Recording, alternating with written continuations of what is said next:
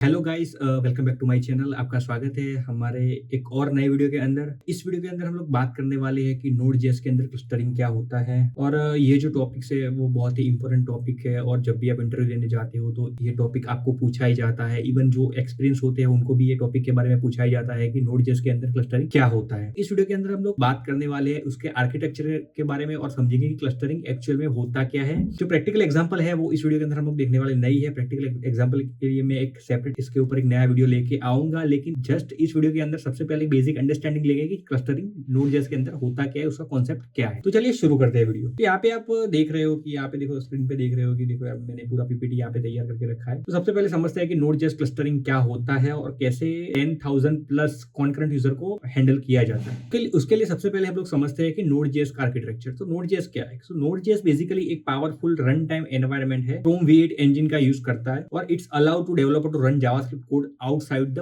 Web browser और on the server. तो Node.js basically क्या है कि एक रन टाइम एनवायरनमेंट है जो क्या करता है कि जो जावास्क्रिप्ट का कोड है उसको सर्वर पे रन करने के लिए वो जो जावास्क्रिप्ट का कोड होता है उसको सर्वर पे रन करता है। तो उसकी कैरेक्टरिस्टिक्स सबसे पहले क्या है कि देखो वो क्या है कि वो एक इवेंट ड्राइवन है, like user event to handle asynchronous operation. उसके बाद नॉन ब्लॉकिंग इनपुट आउटपुट, तो उसका मतलब ये है कि it can handle multiple operation simultaneously without waiting. Then single thread, तो run one single main thread and this is the key challenge. तो Node.js क्या है कि एक सिंगल थ्रेड एप्लीकेशन है और वो क्या करता है कि सिंगल थ्रेड से ही सारी जो पूरी एप्लीकेशन है उसको मैनेज कर रहा होता है और यही एक Node.js के अंदर एक चैलेंज है। एंड हाई परफॉर्मेंस, तो use V8 engine compile JavaScript code to native machine code. तो क्या करता है कि वो V8 इंजन का यूज करता है Node.js जो जावास्क्रिप्ट कोड है उसको कंपाइल करता है मशीन कोड के। तो सबसे पहली एक क्रिटिकल प्रॉब्लम है Node.js के अंदर कि Node.js is a single thread by design. तो this mean your Node.js application run only one CPU core by default, even if your server has 4, 8, 16 or even 64 cores available. This is like having a supercomputer but only using one from them. तो इसका मतलब क्या है कि suppose जितने भी computers होते हैं, जितने भी सर्वर्स होते हैं, उनके अंदर CPU कोर होते हैं, लाइक किसी में 4 कोर CPU हो गया, 8 कोर CPU हो गया, 16 कोर CPU हो गया, 64 कोर CPU हो गया। तो ऐसे सर्वर और कंप्यूटर के अंदर कोर होते हैं। लेकिन Node.js क्या करता है कि Node.js एक बाय डिफॉल्ट उसका बिहेवियर सिंगल थ्रेड है। तो वो क्या करेगा, अगर आपके पास 64 कोर CPU या 64 कोर CPU है, लेकिन उस केस में क्या करेगा, वो सिर्फ एक ही कोर यूज करेगा, बाकी के जो कोर है वो वैसे ही पड़े रहेंगे। जब भी Node.js की एप्लीकेशन रन होगी तो वो डिफॉल्ट एक ही कोर यूज करेगा और बाकी के सारे वो एज इट इज पड़े रहेंगे, कोई यूज नहीं होगी। तो उस केस में होता है क्या कि सपोज आप समझ लो कि आपके पास 4 कोर CPU है। अभी your server CPU has 4 core, लेकिन CPU जो कोर 1 है उसको जो Node.js का आपका जो प्रोजेक्ट है, जो कोड आपका Node.js के अंदर जो रन हो रहा है वो कोर 1 के अंदर ही रन होगा। बाकी के जो 3 हो गए, कोर 2, कोर 3 और कोर 4 हो गए, वो आइडियली रहेंगे, वो कहीं पे अलोकेट नहीं होंगे, वो सिर्फ एज इट इज पड़े रहेंगे। और वो क्या है कि वो वेस्टेज ही है, क्योंकि पूरा जो लोड है वो कोर 1 ही दे रहा है, बाकी के जो कोर है वो एज इट इज पड़े हुए हैं। तो उसमें होता है क्या है कि 75% of CPU power is wasted. इस केस में क्या होता है कि 75% आपका जो CPU पावर है वो वेस्ट हो जाता है, सिर्फ एक ही कोर है जो पूरा Node.js को हैंडल कर रहा हो। अभी हम लोग बात करते हैं कि रियल लाइफ प्रॉब्लम के बारे में बात करते हैं। तो एक scenario, suppose imagine you have a built e-commerce website called a tech store using a Node.js। ये वेबसाइट जो आपकी वेबसाइट है वो क्या करती है, कुछ इलेक्ट्रॉनिक्स आइटम को सेल्स करती है। अभी होता क्या है कि सपोज आपने कोई ई-कॉमर्स एप्लीकेशन बनाई है और वो जो एप्लीकेशन है वो इलेक्ट्रॉनिक जो आइटम होती है उसको सेल करती है। तो उसमें होता क्या है कि दो केसेस आते हैं। अगर विदाउट क्लस्टरिंग क्या दिक्कत आती है, सबसे पहले ये समझते हैं। तो विदाउट क्लस्टरिंग क्या होता है कि सपोज उसमें क्या है कि आपने कुछ ब्लैक फ्राइडे सेल जैसा कुछ रखा है, सपोज ब्लैक फ्राइडे सेल है। तो उस केस में होता क्या है कि टाइम लाइन जो है सेल स्टार्ट होने की वो 12 AM, तो 12 AM से आपका जो सेल है वो स्टार्ट हो जाएगा। तो सपोज 10,000 कस्टमर आपकी वेबसाइट पे आ गए और आपके पास आपका जो सर्वर है उसमें 4 कोर CPU है, but Node.js uses only 1 CPU। अगर आप क्लस्टरिंग का यूज नहीं कर रहे हैं तो उस केस में क्या होगा कि आपका Node.js है वो एक कोर CPU का ही यूज करेगा। और तो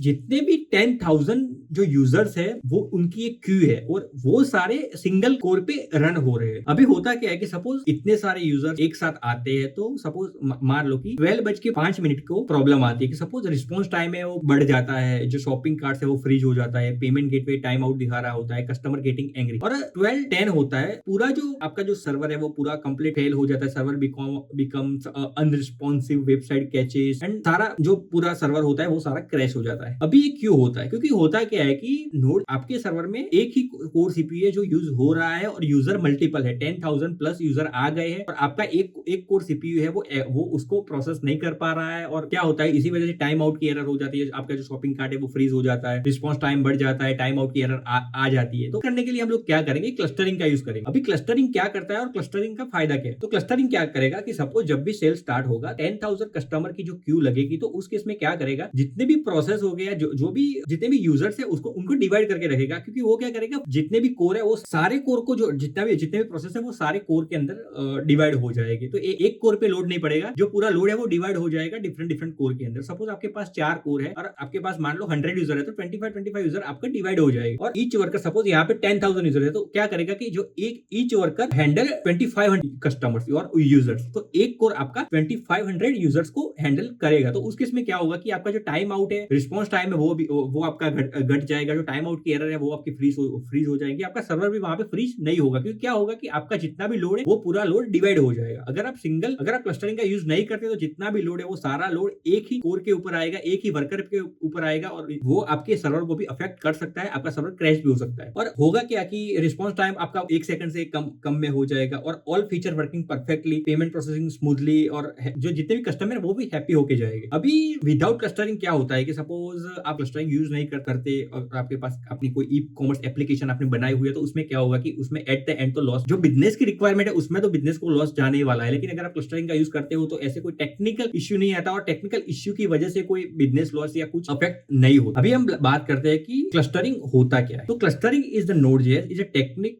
that allow you to create a multiple copy called a workers or child process of your Node.js application, and each work run separate CPU core, allowing your application to fully utilize all available CPU resources। इसका मतलब क्या है कि Node.js सबसे पहले क्या है, clustering एक टेक्निक है Node.js के अंदर, और वो क्या करता है, सपोज आपके पास आपके CPU के आपका जो सर्वर है उसके अंदर चार कोर CPU, तो उस केस में क्या करेगा कि जो Node.js है वो क्या करेगा, जितने कोर CPU है उतने वर्कर क्रिएट करेगा, और जो भी आपके Node.js की एप्लीकेशन है उसकी मल्टीपल कॉपीज वहां पे क्रिएट कर देगा। अगर आपके पास 4 कोर CPU है तो वो क्या करेगा, 4 अलग अलग वर्कर क्रिएट करेगा या 4 चाइल्ड प्रोसेस को क्रिएट करेगा। और वो क्या करेगा, आपकी जो CPU कोर है उसको, जितने भी कोर्स है वो सारे कोर को यूटिलाइज कर देगा। ऐसे ही कोई भी कोर ऐसे ही फ्री नहीं पड़ा रहेगा, वो कहीं ना कहीं यूटिलाइज हो जाएगा। एक सिंपल एक्सप्लेनेशन क्या है कि एक Node.js एप्लीकेशन लाइक एक एज अ रेस्टोरेंट आप उसको ले सकते हैं, and without clustering you have a one waiter serving 100 customer, तो द वेटर इज ओवरवेल्म्ड, तो द वेटर क्या करेगा, वो कंफ्लिक्ट हो जाएगा, स्टक हो जाएगा कि यार 100 कस्टमर को कैसे हैंडल करेगा। Customer wait forever and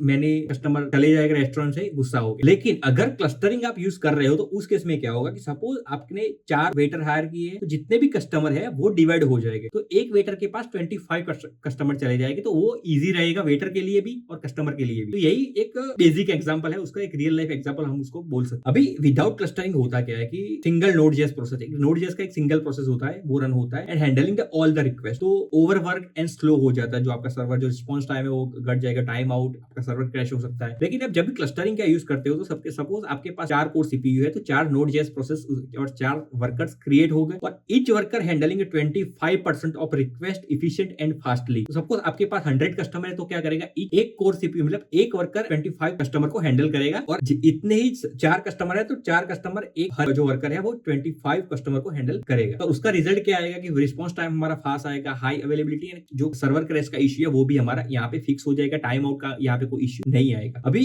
real world analogy में आपको समझाता हूँ कि सपोज एक कॉल सेंटर है, विदाउट क्लस्टरिंग सपोज एक फोन लाइन, एक operator handling and all incoming call. तो क्या है कि एक ही फोन लाइन है, एक ही ऑपरेटर है, लेकिन जितने भी इनकमिंग कॉल्स आ रहे हैं वो एक ही बंदा उसको हैंडल कर रहा है। तो उस केस में क्या होगा कि जो भी कॉल कर रहे हैं उनको वेट भी करना पड़ेगा, जो ऑपरेटर है वो भी वहां पे कंफ्यूज हो जाएगा, वो भी यहाँ टक हो जाएगा और फ्रस्ट्रेशन हो जाएगा। लेकिन अगर क्लस्टरिंग का यूज किया है तो उस केस में क्या होगा, 4 फोर लाइन से 4 ऑपरेटर है, और 4 जो ऑपरेटर है वो जितने भी इनकमिंग कॉल्स आ रहे हैं उनको साइमल्टेनियसली हैंडल कर रहे होंगे। तो उसमें क्या होगा, जो कॉल कर रहा है उसका भी टाइम वेस्ट नहीं होगा, और जो ऑपरेटर है वो भी फ्रस्ट्रेटेड नहीं होगी, और कस्टमर भी पूरा सेटिस्फाई हो जाएगा। तो यही बेसिकली है क्लस्टरिंग। अभी हम लोग बात करते हैं कि क्लस्टरिंग काम कैसे करता है। तो Node.js clustering use a master worker architecture pattern. तो ये मास्टर वर्कर आर्किटेक्चर पैटर्न क्या है, मैं उसको आपको एग्जांपल के थ्रू समझाता हूँ कि यहाँ पे आप देखो कि यार सपोज कंपनी है, उस कंपनी के अंदर एक मैनेजर है या बॉस है। तो कंप्लीट आर्किटेक्चर में आपको समझाता हूँ कि देखो यहाँ पे क्या है कि एक मास्टर प्रोसेस है जिसका नाम है, सपोज वो एक मैनेजर है, वो एक बॉस है, और उसकी एक PID है, और उसका काम क्या है कि वो create and manage a worker. वो क्या करेगा, वर्कर को क्रिएट करेगा, उसको मैनेज करेगा। तो वो क्या करता है, वो अपने अंडर में 4 वर्कर को क्रिएट करता है, worker 1, worker 2, worker 3 and worker 4, और उनको एक अलग अलग आईडी यहाँ पे दी हुई है कि 2001, 2002,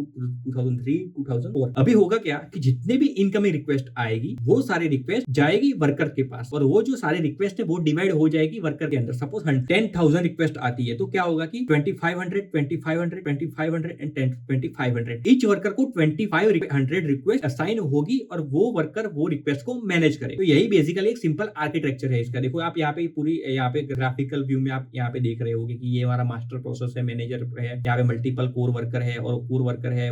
ये सारी जो इनकमिंग रिक्वेस्ट है वो सारी हैंडल कर रहे हैं वर्कर के द्वारा और हर एक वर्कर को 2500 रिक्वेस्ट यहाँ पे असाइन हो रही है। तो उसके स्टेप्स बेसिकली क्या है कि सबसे पहले क्या होगा, जब भी आपकी एप्लीकेशन स्टार्ट होगी तो एक सबसे पहले मास्टर प्रोसेस एक क्रिएट होगा। उसके बाद क्या होगा कि वो क्या करेगा, मास्टर प्रोसेस वो वर्कर को क्रिएट करेगा। तो मास्टर क्या प्रोसेस होगा, वो क्या करेगा कि मल्टीपल वर्कर को क्रिएट करेगा। उसके बाद क्या होगा कि रिक्वेस्ट जब भी कोई यूजर सेंड करेगा, कोई एचटीटीपी रिक्वेस्ट आएगी, ओएस क्या करेगा, ओएस वहां पे लोड बैलेंसिंग का काम करेगा। लोड बैलेंसिंग में क्या होता है कि जो ओएस होता है वो क्या करता है, जितने भी अवेलेबल वर्कर्स है उनको डिस्ट्रीब्यूट करेगा लोड। और उसके बाद क्या होता है कि जो भी ओएस ने लोड डिस्ट्रीब्यूट किया है, जिस वर्कर को कुछ ना कुछ लोड असाइन किया है, तो worker handle this request. Worker क्या करेगा, वो जो रिक्वेस्ट उनको असाइन की गई है वो रिक्वेस्ट को हैंडल करेगा और उसके बाद जो भी रिक्वेस्ट को हैंडल करने के बाद वो रिक्वेस्ट फुलफिल हो जाएगी, उसका जो भी रिस्पॉन्स आएगा वो रिस्पॉन्स वर्कर क्या करेगा, वर्कर यूजर को वो रिस्पॉन्स वापस दे देगा। तो यही बेसिकली एक पूरा फ्लो होता है क्लस्टरिंग का और एंड टू एंड की। जब भी नोड.जेएस एप्लीकेशन स्टार्ट होता है तो उस टाइम पे क्या होता है और कैसे जो मास्टर प्रोसेस होता है वो कैसे वर्कर को क्रिएट करता है, कैसे जो ओएस होती है जब भी यूजर को रिक्वेस्ट सेंड करता है तो ओएस लेवल पे लोड बैलेंसिंग होता है और ओएस क्या करता है, जितने भी वर्कर है उनको सारा लोड डिवाइड कर देता है और उसके बाद जो वर्कर्स होते हैं उस रिक्वेस्ट को प्रोसेस करते हैं, उसका जो भी रिस्पॉन्स आते हैं वो यूजर को वापस भेजा जाता है। तो उसका एक इंपॉर्टेंट कॉन्सेप्ट क्या है कि सबसे पहले मास्टर प्रोसेस होता है, वो क्या करता है कि वो मल्टीपल यूजर रिक्वेस्ट को हैंडल नहीं करता, लेकिन वो ओनली क्रिएट और मैनेज वर्कर प्रोसेस। वो खाली वर्कर प्रोसेस को मैनेज करता है, क्रिएट करता है। उसके बाद जो वर्कर प्रोसेस होते हैं वो क्या करते हैं, each complete copy of your Node JS application and that handle actual user request. वो क्या करते हैं, सपोज जितने भी नोड.जेएस एप्लीकेशन है उनकी कॉपी क्रिएट करते हैं। सपोज आपने यहाँ पे 4 वर्कर क्रिएट किए हुए, तो यहाँ पे क्या होगा, नोड.जेएस की अपनी जो एप्लीकेशन है उसकी 4 कॉपी यहाँ पे क्रिएट होगी और वो सारी यूजर की रिक्वेस्ट है उसको हैंडल करेंगे, फुलफिल करेंगे। उसके बाद आता है लोड बैलेंसिंग। तो लोड बैलेंसिंग क्या होता है, जब operating system automatically distribute incoming request across the worker. तो ऑपरेटिंग सिस्टम है वो क्या करता है कि जितने भी इनकमिंग रिक्वेस्ट आएगी उनको वर्कर को असाइन करेगा, डिवाइड करके असाइन करेगा। उसके बाद जो प्रोसेस आईडी जो पीआईडी होता है, तो each process master and worker get unique ID from the OS. तो ओएस क्या करेगा, जितने भी वर्कर्स क्रिएट करेगा उनको एक यूनिक आईडी असाइन करके रखेगा। और ये